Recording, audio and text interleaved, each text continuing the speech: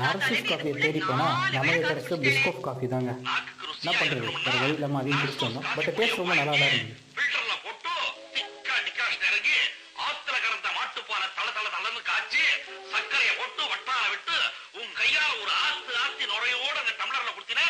இந்த மேல் துண்டுல அக்க வாங்கி ஒரு உறிஞ்சு உறிஞ்சுனா தேங்கப்பா திவாம்பரமா இருக்குண்டே. ஏண்டி இன்னும் நின்று இருக்க? காஃபி நர்சூஸ். நல்ல காஃபி என்றாலே நரசூஸ் காஃபி. தர்மோல முறை காஃபி நரசூஸ் காஃபி. தமிழகம் எங்கும் கிளைகள் கொண்டது நரசூஸ் காஃபி. காஃபி என்றாலே நரசூஸ் காஃபி.